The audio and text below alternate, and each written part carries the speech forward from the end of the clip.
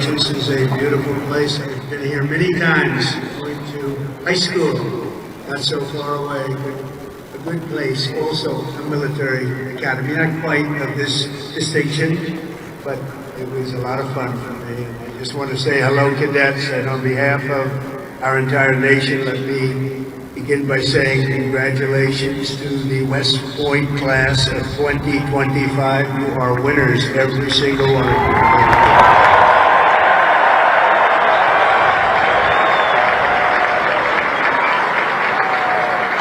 And now we want you to relax, and I'm supposed to say at ease, but you're already at ease. It's because you made a great choice in what you're doing. Your choices in life have been really amazing. So this is a celebration, and let's have a little fun. I want to thank your highly respected Superintendent, General Stephen Glenn, and he is really something. I got to know him backstage with his beautiful family, and his reputation, his wife is just incredible. His reputation is unbelievable, and thank you very much. Your daughter is a winner also, just like everybody out there.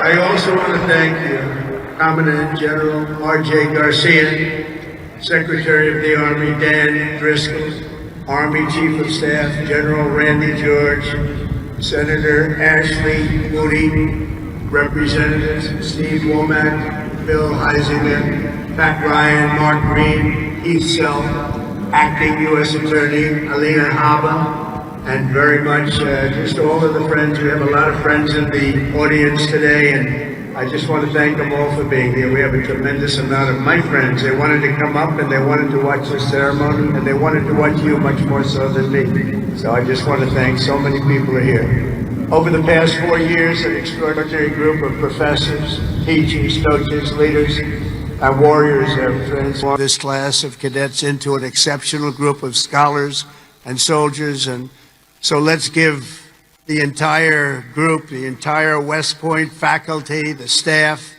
for their incredible love of you and outstanding devotion to the Corps. Let's give them a little hand.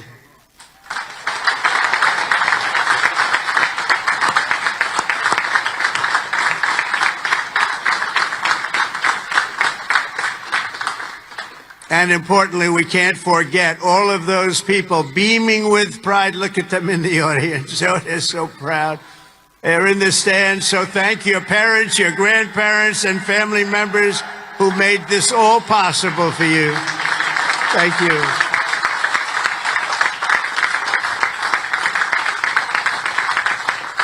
And I think they must have done something right based on what I'm looking at. America loves our military moms and dads. Nearly 1/3 of the cadets graduating today are themselves the children of veterans. So to everyone with us this morning who served America in uniform, no matter your age, please stand so we can salute your service. We'd like to see who you are.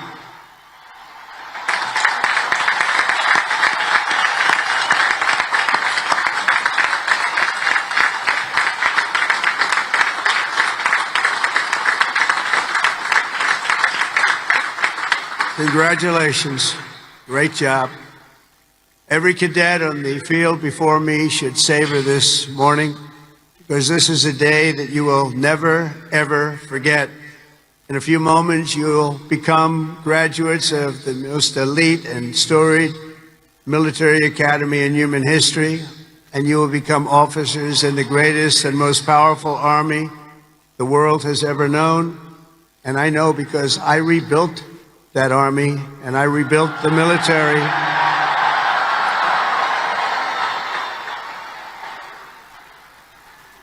And we rebuilt it like nobody has ever rebuilt it before in my first term.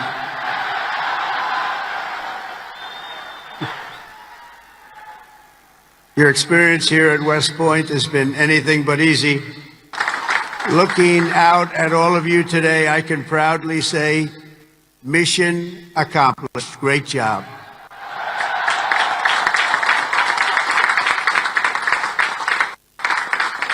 But now you have to go on. You have to forget that, because now you have another. It's a sad thing, isn't it? you know? Can't rest on your laurels no matter what. You just have to keep going. You take a little day off and you go on, because you have to have victory after victory, and that's what you're going to have as you receive your commissions as second lieutenants. Each of you continues down the same hallowed path, walked by titans and legends of U.S. military lore, giants like Ulysses S. Grant, John Blackjack Pershing, Dwight David Eisenhower, the one and only Douglas MacArthur, old blood and guts George Patton, and Norman Schwarzkopf. All great. So many more. They and countless other patriots before you have walked out of these halls and straight into history, and today you officially join those immortal heroes in a proud ranks of the long gray line. You know that term, so beautiful, the long gray line. Among the 1,000 cadets graduating today, 26 of you wear the prestigious star wreath, signifying the highest level of academic achievement. Please stand up, 26. Let's see if somebody stands who shouldn't be standing.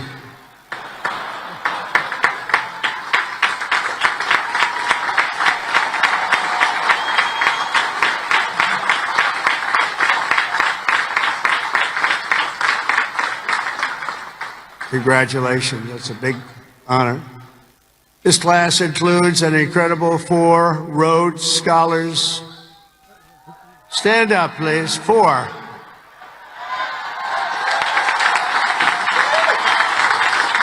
Wow. That's tied for the most of any West Point class since 1959. That's great. 4. Congratulations. Boy, oh boy, oh boy.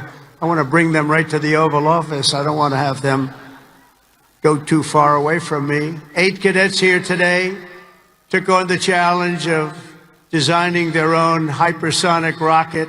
Oh, we can use you. We're building them right now. You know, we had ours stolen. We are the designer of it. We had it stolen during the Obama administration. They stole it. You know who stole it? The Russians stole it. Something bad happened. But we're the designer of it, and we're now building them, and lots of them. And earlier this year, they launched it into space, setting a world record for amateur rocketry. Can't get you in there fast enough. This class excelled not only mentally but also physically. Last January, when more than 1,000 cadets volunteered for an 18.5-mile march on a freezing winter night, Cadet Chris Verdugo completed the task in 2 hours and 30 minutes flat, smashing the international record for the competition by 13 minutes. Where is he? Where is he? Come up here. Come up here, Chris. Get up here, Chris. Wow. Come here. That's by 13 minutes. Come here, Chris. I want to see this guy. Wow. Say something. Come here. Come here.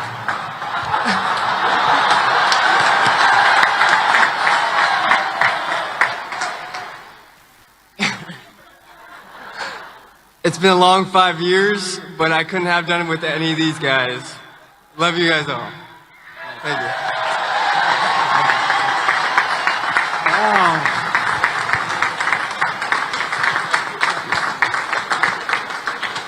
That's great. Keep it going, Chris. That really is a definition of Army strong, isn't it? International. International. This class includes 513 graduates who completed Air Assault School, 70 who completed Airborne School, 8 who made it through the ultra-elite Army Diver School, among the most difficult and grueling programs anywhere on Earth.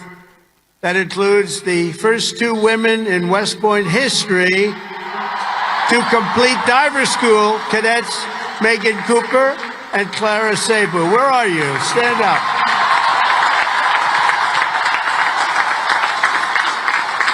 Where are they?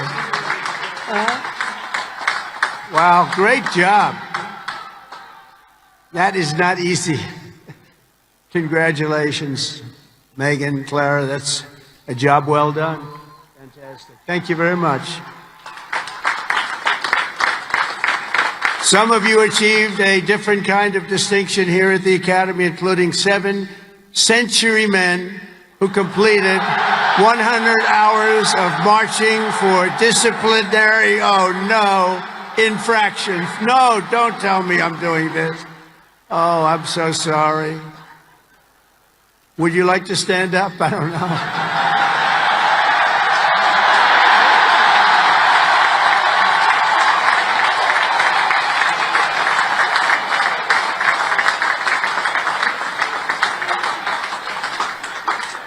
I think I saw Chris standing up. Chris, what's going on here?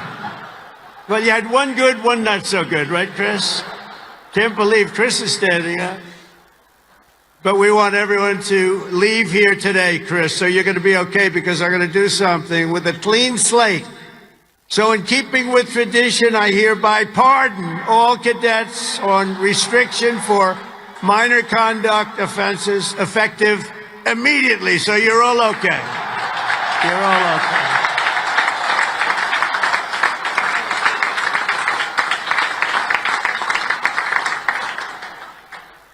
The class of 2025 is a lot to be proud of, including your first-rate athletes and athletics. You are something. I've been watching, too. I love the sports stuff. What you've done is pretty amazing. Last year, for the first time ever, Army lacrosse became the #1 ranked men's lacrosse team in the entire country.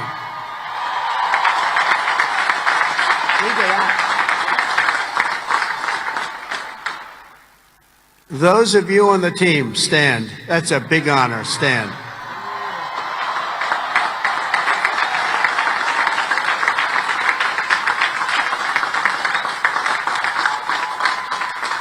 Great. That's a tough sport, too. That's #1 in the country. Your sophomore year, Army football beat Navy 2017.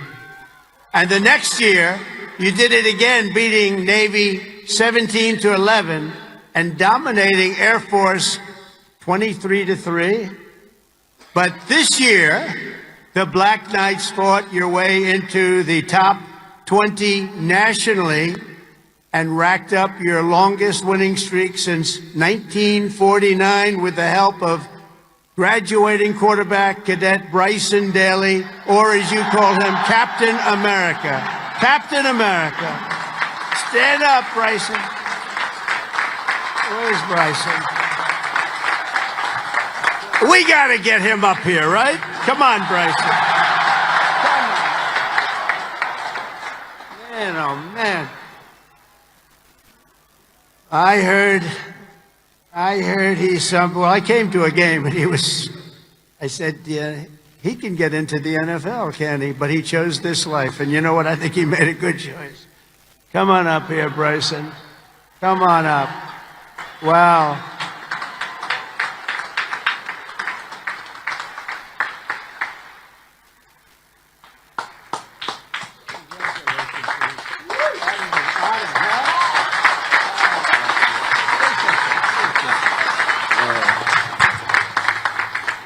Go Army football. Shout out the Hogs, H4. Can't wait to graduate. Love you guys.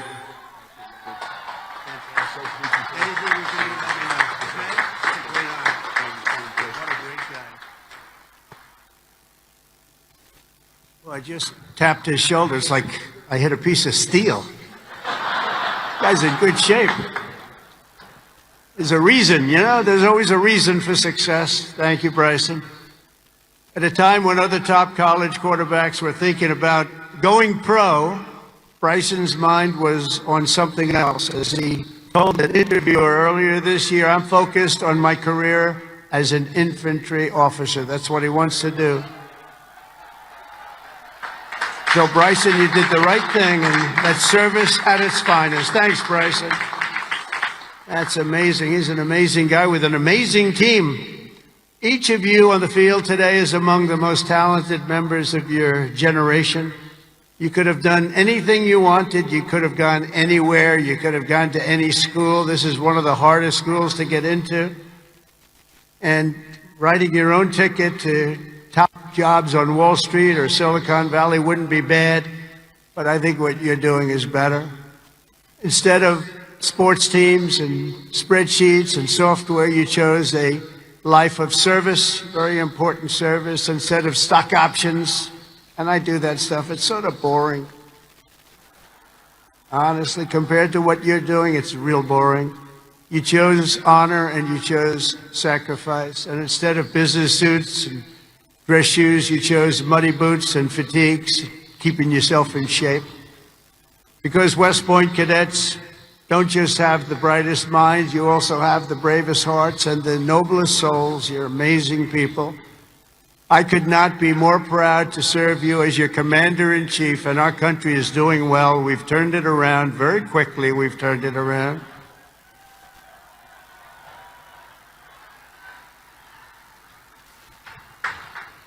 I just got back from the Middle East, and I was at, as you know, Saudi Arabia, Qatar, UAE, and I will tell you, they said, all three leaders, great leaders of those three nations, they all said the same thing. The United States of America is hotter now than we've ever seen it, and a year ago, it was as cold as it gets, and it's true. It's true. We have the hottest country in the world, and the whole world is talking about it, and that's an honor for all of us. I cannot wait to see the glory that is still ahead, however, for the West Point class of 2025, and we're going to help you a lot because we're going to give you a nation as good or better than it ever was. That's what I promise you.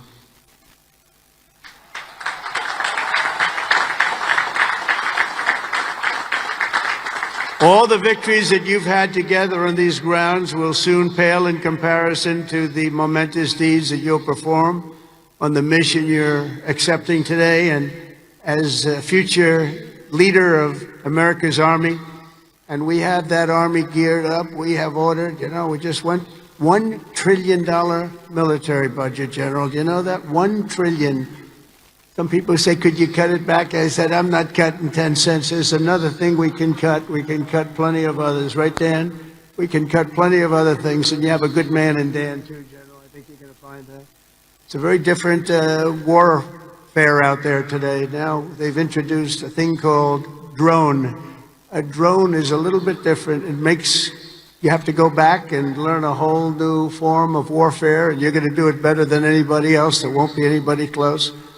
Generation after generation, the men and women of the Army have done whatever it takes to defend our flag, pouring out their blood onto the fields of battle all over the world. And all over the world, you're respected like nobody is respected. Our soldiers have sprinted through storms of bullets, clouds of shrapnel, slogged through miles of dirt and oceans of sand, scaled towering cliffs of jagged rock. And time again, the American soldier has charged into the fires of hell and sent the devil racing in full retreat.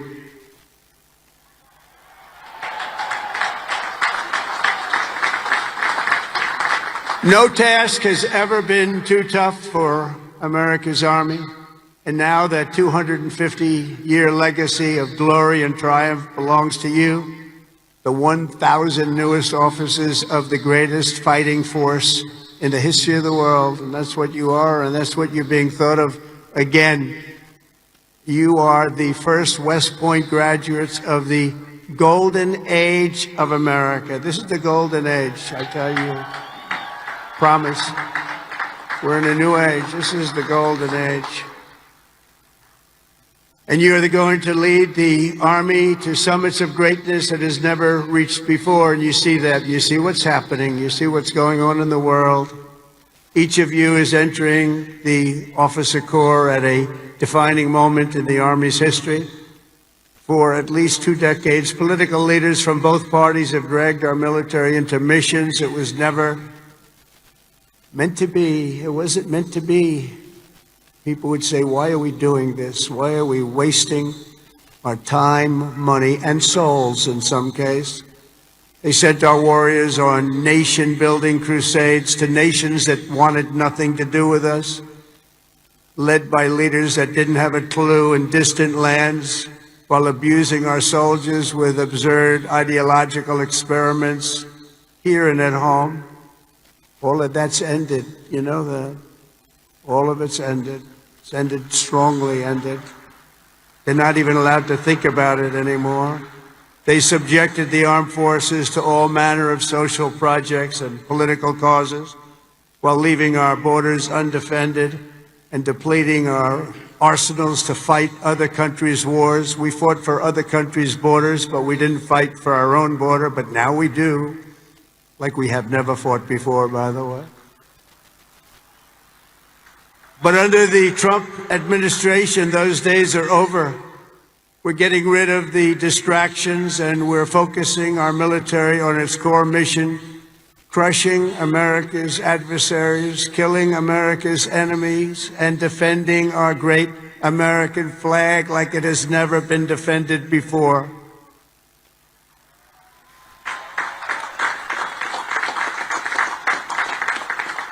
The job of the U.S. Armed Forces is not to host drag shows, to transform foreign cultures, or to spread democracy to everybody around the world at the point of a gun. The military's job is to dominate any foe and annihilate any threat to America, anywhere, anytime, and any place.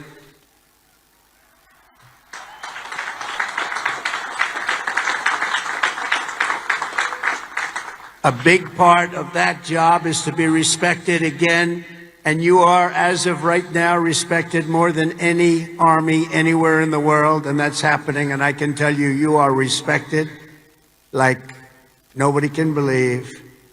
As president, I am laser focused on our core national interests. My preference will always be to make peace and to seek partnership, even with countries where our differences may be profound. As you know, we're working on a lot of things right now. When I left office 4 years ago, we had no wars, we had no problems, we had nothing but success. We had the most incredible economy, the single greatest economy for a president in history. I think we're going to beat it this time by a lot, if you want to know the truth. But we had something going on very special. But if the United States or its allies are ever threatened or attacked, the Army will obliterate our opponents with overwhelming strength and devastating force. That's why my administration has begun a colossal buildup of the United States Armed Forces, a buildup like we've never had before. Peace through strength. You know the term. I've used it a lot.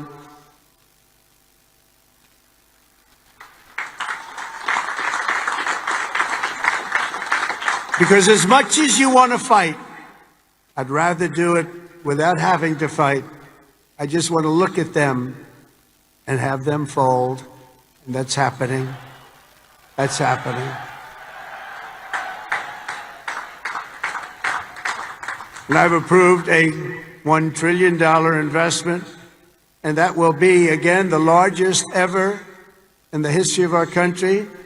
And we are buying you new airplanes, brand new, beautiful planes, redesigned planes, brand new planes, totally stealth planes.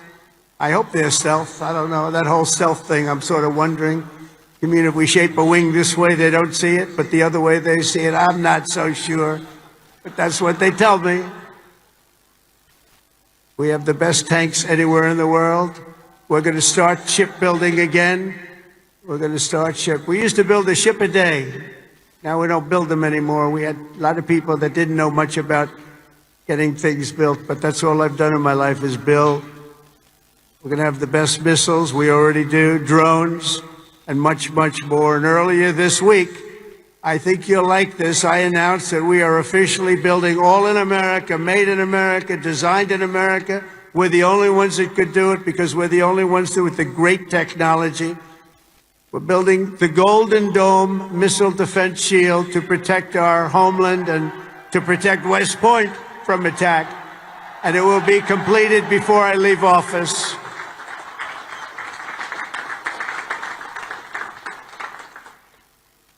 And you know, you wouldn't think this, but our enemies are very unhappy about it. You've been hearing, you've been reading. Why are they doing that? Why? Well, we're doing it because we want to be around for a long time. That's why we're doing it. We're also restoring the fundamental principle that a central purpose of our military is to protect our own borders from invasion. Our country was invaded for the last 4 years, and they've allowed people to come into our country that shouldn't be. They shouldn't be here. Criminals walk in, no vetting, no checking, no nothing. Where are they coming from? And they were taking people out of prisons. They were taking gang members. They were taking the mentally insane and allowing them to come in, and we're getting them out of our country. We have no choice. We're getting them out and bringing them back where they came from. Have no choice. And it's not easy. It's not easy. But hopefully the courts will allow us to continue. You know, we had the greatest election victory. This was November 5th. We won the popular vote by millions of votes. We won all 7 swing states. We won everything. We won 2,750 districts against 505. 2,750 against 505. We had a great mandate, and it gives us the right to do what we want to do to make our country great again, and that's what we're going to do. And on day one, I deployed our military to the southern border. And since that day, we've reduced the number of illegal border crossings where there used to be hundreds of thousands of people coming into our country a day. We had nobody come in the last week and a half. We were at 99.999%. 99.999. Think of that. That was with the help of our military. We had one person come in. One. You know why? He got very sick. We brought him through to have him brought to a hospital. One person.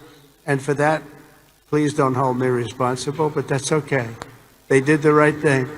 Gone are the days where defending every nation but our own was the primary thought. We are putting America first. We have to put America first. We have to rebuild and defend our nation.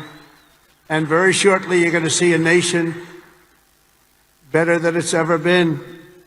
And you see that with the trade. For years, we've been ripped off by every nation in the world on trade. We've been ripped off at the NATO level. We've been ripped off like no country has ever been ripped off, but they don't rip us off anymore. They're not going to rip us off anymore. And you're seeing it. You have to watch what we're doing on trade. I know it's not your primary thing, but it's quite important in all fairness. But watch. You'll see what's going on. You've been reading about it over the last few days. We're making deals with other nations that were nobody thought it would be even possible. And the reason is very simple. They respect us again. They're respecting our country again. That's what you want. And everything we do, we are bringing common sense back to America. It's all about common sense. We can say we're liberal, we're conservative. The new word is progressive. They don't like using the word liberal anymore. That's why I call them liberal. But whatever you are, you know, most importantly, you have to have common sense, because most of it's about common sense when you get right down to it. And we have a lot of people with a lot of very smart people, but they have to have common sense. And we've liberated our troops from divisive and demeaning political trainings. There will be no more critical race theory or transgender for everybody forced onto our brave men and women in uniform, or on anybody else for that matter in this country. And we will not have men playing in women's sports, if that's okay.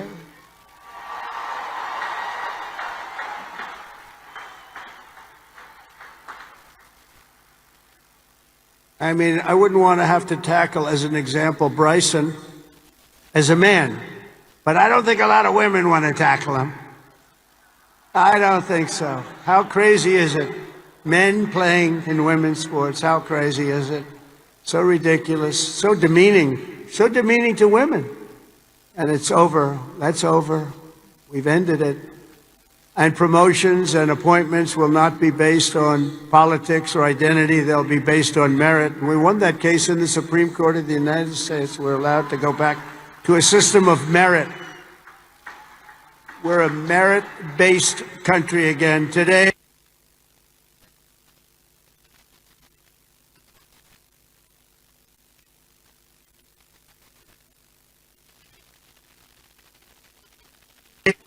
Recruiting shortfalls, and just last year was the worst of all, the last year of the Biden administration. We couldn't get anybody to join our military. We couldn't get anybody to join our police or firefighters. We couldn't get anybody to join anything.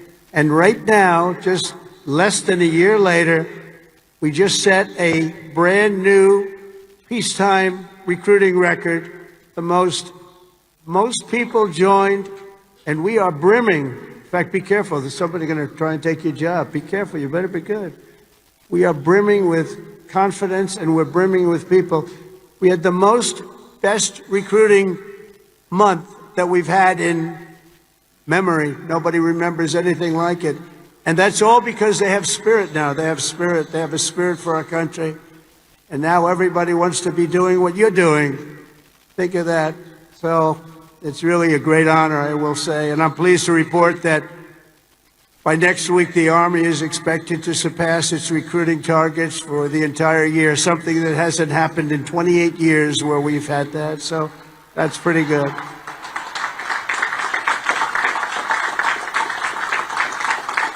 And it's nice to know that you're doing something that everybody wants to do, isn't it? Really nice. I hated to hear that. During the campaign, I was hearing that you couldn't get people to enlist, but now we're getting people, and it's sad because we're telling so many people, I'm sorry, we can't do it. My administration is doing everything possible to forge the most powerful military ever built. But ultimately, the task of keeping America strong and safe in the years ahead is going to belong to you.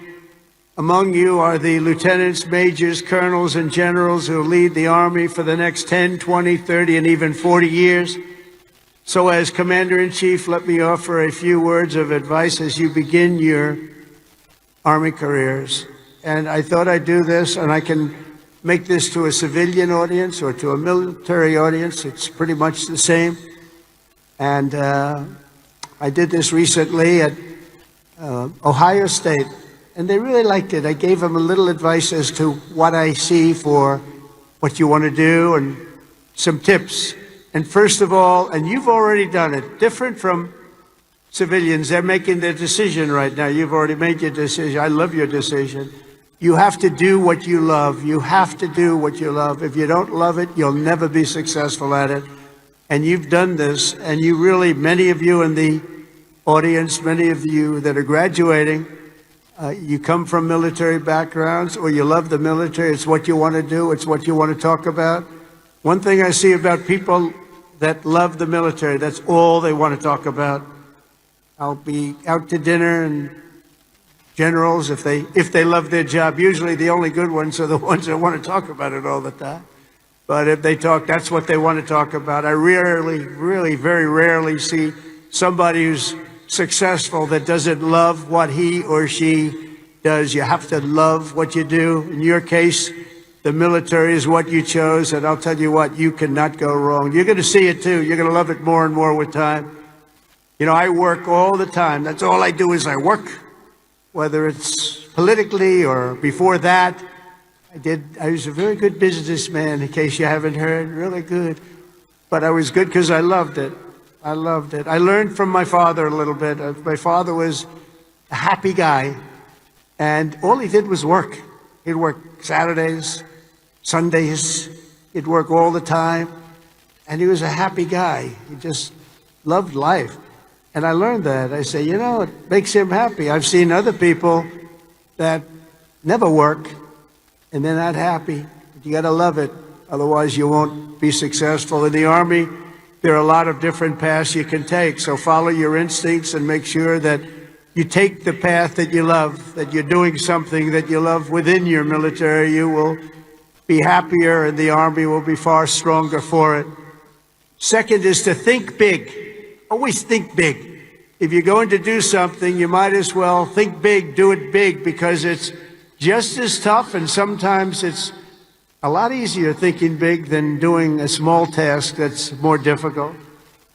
One of your greatest graduates, General Eisenhower, used to say, whenever I run into a problem that I can't solve, I always like to make it bigger to solve it and solve more of it. If you're going to solve a problem, it might as well be a big problem as opposed to a small problem that lots of people can take advantage of and solve. So you can achieve something really amazing. Think big. Third, though, you got to do this. Brain power you have to have. Potential you have to have. But to be really successful, you're always going to have to work hard. An example is a great athlete, Gary Player, great golfer. He wasn't as big as the other men that were playing against him, great, big, strong guys. Gary was a smaller guy. I don't want to say too slow. He's a friend of mine. He gets a little angry at people because he hits the ball just as far. He said, I hit the ball further than them. Why am I small? But he worked very, very hard. He was always doing exercise. He was well ahead of his time. He never stopped. He won 168 golf tournaments. He won 18 majors, 9 regular and 9 on the senior tour. 18 with 168. That's the most tournaments internationally, the most tournaments anybody's ever won. But he made a statement years ago, and I heard it. He's the first one. I think I've heard it a couple of times since, but he was the first. He said, it's funny, the harder I work, the luckier I get. And think of that, the harder I work, the luckier I get. And he worked hard, and you're working hard, and the harder you work, the luckier you're going to get. Fourth is, don't lose your momentum. Momentum's an amazing thing. Keep it going. I tell a story sometimes about a man who was a great, great real estate man. He was a man who was admired for real estate all over the world, actually, but all over the country. He built Levittowns. He started as a man who built one house. Then he built 2. Then he built 5. Then he built 20. Then he built 1,000. Then he built 2,000 and 3,000 a year. And he got very big, very big. He was great at what he did. You see him all over the country still, Levittowns. This was a long time ago, but he was the first of the really, really big home builders. And he became very rich, became a very rich man. And then he decided to sell. He was offered a lot of money by a big conglomerate, Gulf and Western, big conglomerate. They didn't do real estate. They didn't know anything about it, but they saw the money he was making. They wanted to take it to a public company.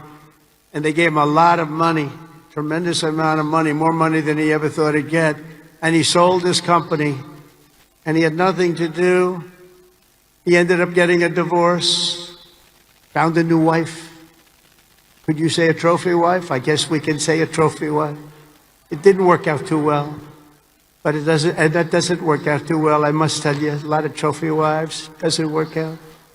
But it made him happy for a little while at least. But he found a new wife. He sold his little boat and he got a big yacht. He had one of the biggest yachts anywhere in the world. He moved for a time to Monte Carlo and he led the good life. And time went by and he got bored. And 15 years later, the company that he sold to called him and they said, the housing business is not for us. You have to understand, when Bill Levitt was hot, when he had momentum, he'd go to the job sites every night. He'd pick up every loose nail.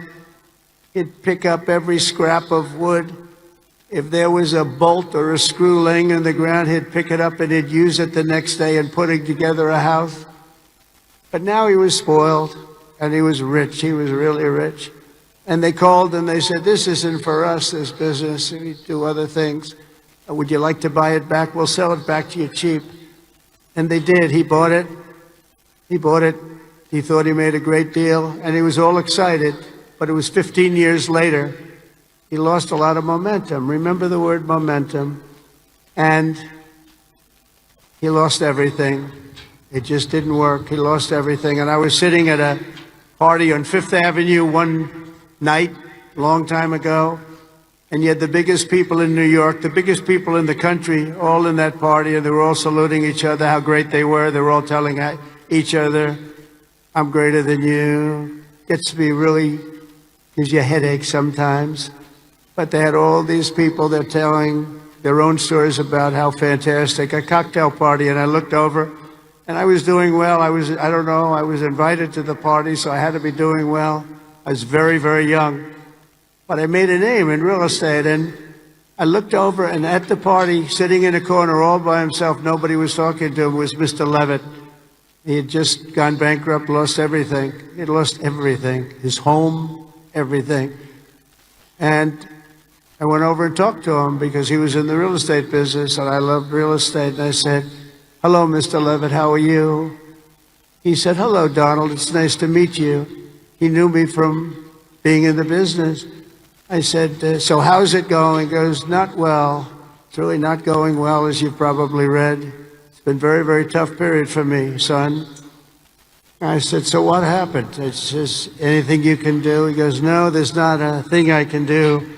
He said, I'll never forget. He said, I've lost my momentum. I just didn't have it. I used to have it, but I lost my momentum. So it's a story I tell. And you have to know when you have the momentum, but sometimes you have to also know when you've lost the momentum. And leaving a field sometimes, leaving what you're doing sometimes is okay.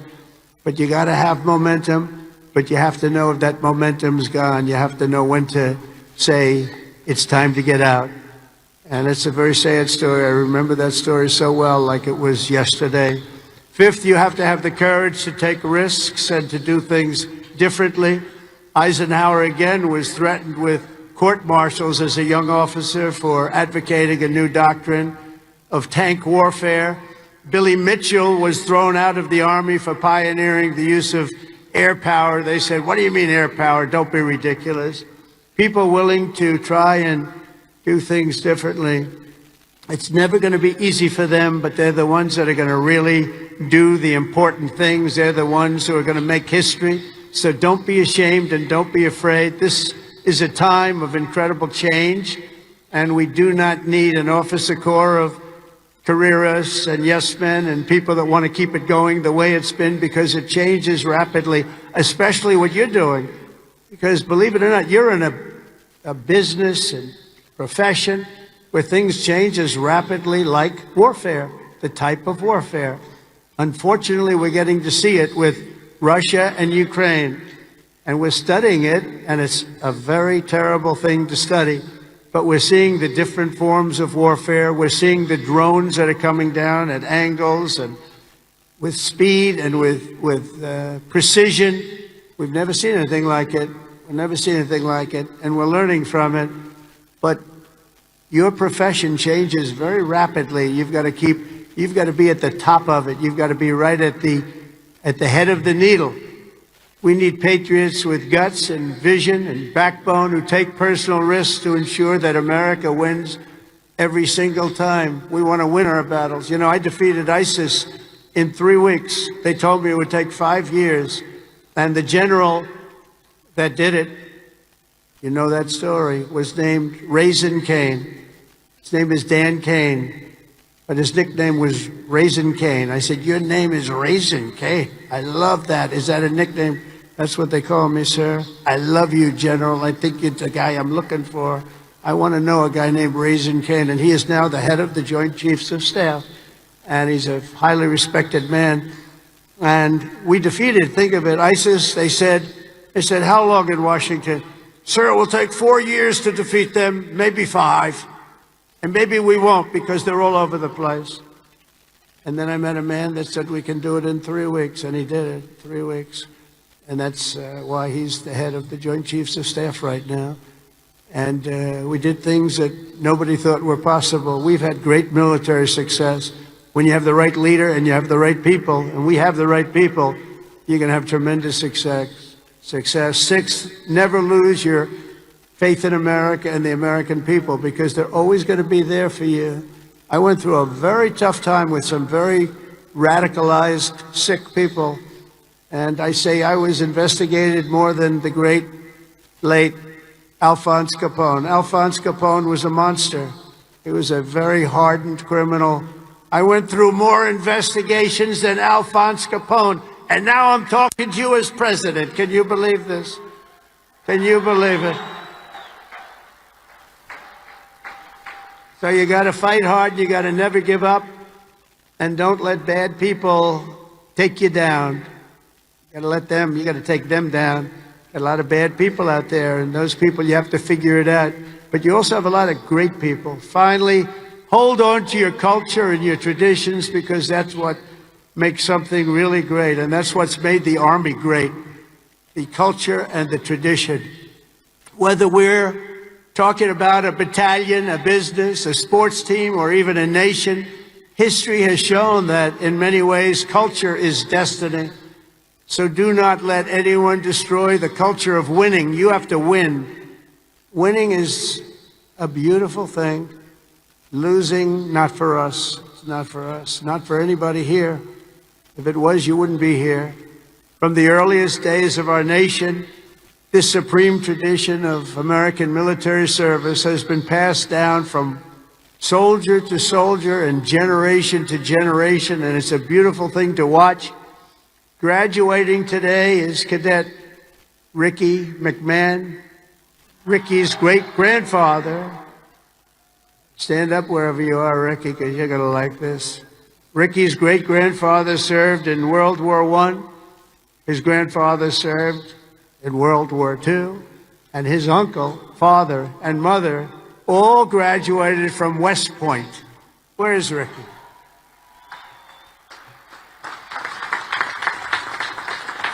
In 2004, when Ricky was just a little tiny boy, who would think about that, Ricky, a little tiny boy? His dad, Lieutenant Colonel Michael McMahon, made the ultimate sacrifice for our nation in Afghanistan. Today, Lieutenant Colonel McMahon rests not far from here in the West Point Cemetery. Last year, 2 decades after losing his father, Ricky placed a gold chip from his dad's 1985 class ring into a crucible along 87 other rings were with it, of past West Point grads that were melted down to forge those now worn by the class of 2025. Do you all know that? Do you know that? What you're wearing? I want one. Ricky, I want one. Each of you will carry Michael's memory with you always as you continue the legacy he gave you. It gave you something that would be so proud. He would be so proud. He is proud as he looks down. To Ricky and his mom, Jeanette, you embody what this place is all about. And I know Michael, he's up there. He's smiling broadly, so proud. He's so proud of you today. You know that. And he's a man that couldn't be, and he is a man that couldn't be more proud. And I want to just, I just love that story. And everybody's ring, they're going to remember you. They're going to remember your family. And most importantly, you're going to remember a great tradition. It's a great tradition of West Point and of winners. Thank you very much. It's great to meet you. Thank you. You can sit down. You want to come up? If you want to come up, come up. Come on up. Come on up here. That's nice. You're a handsome guy. They're all good looking here. I don't know what's going on. The whole crowd is beautiful. Thank you very much.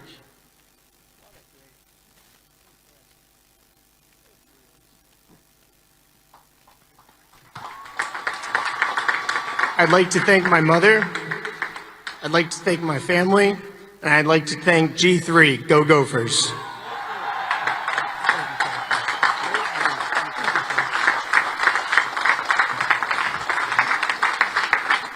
These are good-looking people, I'll tell you, General. What's going on over here? Look like all a bunch of male models. I can't stand it.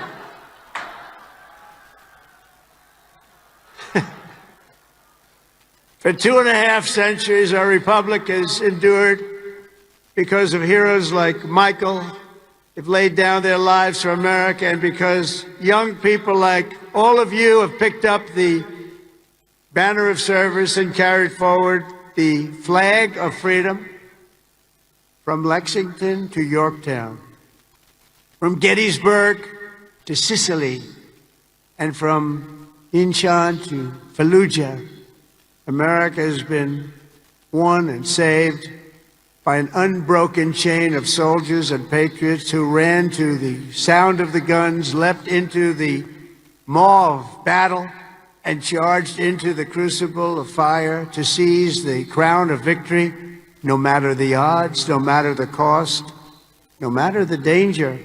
All over the world, our soldiers have made sacred the ground where they shed their blood and showed their valor. From Seminary Ridge to San Juan Hill, Belleau Wood, Omaha Beach, Leyte Gulf, and Ardennes Forest, Chosin Reservoir, all over, and even a place called Pork Chop Hill.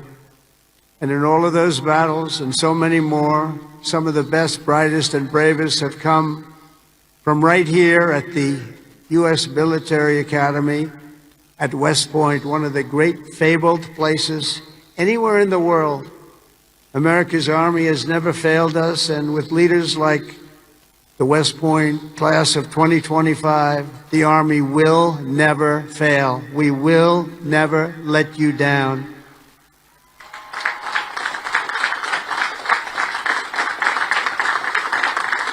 And over the last week, I had the honor of speaking to the heads of many countries, and they would say, 2 weeks ago, they say the 8th, they said, "Sir, we're celebrating the victory today of World War II."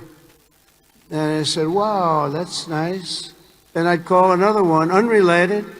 "Sir, we're celebrating the victory of World War II." Then I called up President of France on something also unrelated. He said, "Sir, we're celebrating our victory over World War II." I said, "Whoa, whoa, what have we here?" We helped them a lot. And I had this. Russia, I talked to Putin about ending that terrible war that's going on. And he said they're having a big victory march. And they did lose, in all fairness, 51 million people. But they were all celebrating. The only country that wasn't celebrating was the United States of America. And I said, "Isn't it amazing? We were the ones that won the war. And we were helped. We were helped. In some cases, we had to help them. But we were helped by some of the nations. And we were strongly helped by a couple of them. But every one of them was celebrated. They had Victory Day. They called it Victory Day in Europe, Victory Day all over. And we weren't even thought about. Nobody had a Victory Day. And so I named that special day and another special day from now on as a holiday, but a holiday where we work, because we don't have enough days. We're going to be having so many holidays, we're not going to be able to work anymore.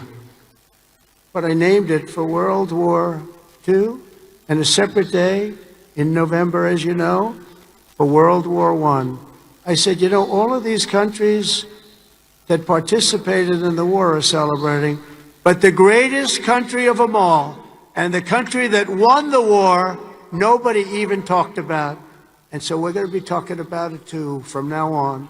And I think you'll appreciate it. We won the First World War. We won the Second World War. And you know where we won them from? Right here at West Point. West Point won the war. You won 2 world wars and plenty of other things. But think of it. We don't want to have a 3rd World War. But we won the First World War. We won the Second World War right here from West Point. And that's something. And we're going to be talking about it. You know, they can talk about it. And in some cases, as you know, they didn't do too much to help.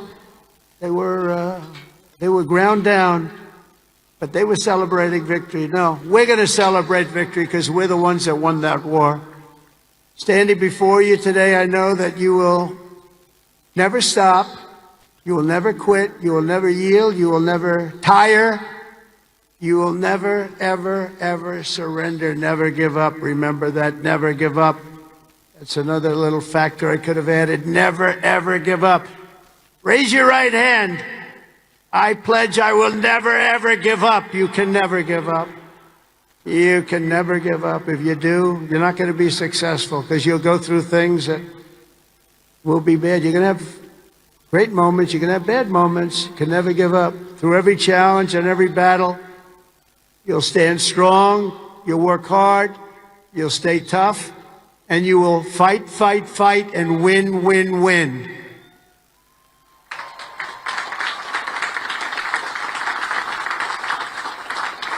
So I want to just congratulate you all. I'm going back now to deal with Russia, to deal with China.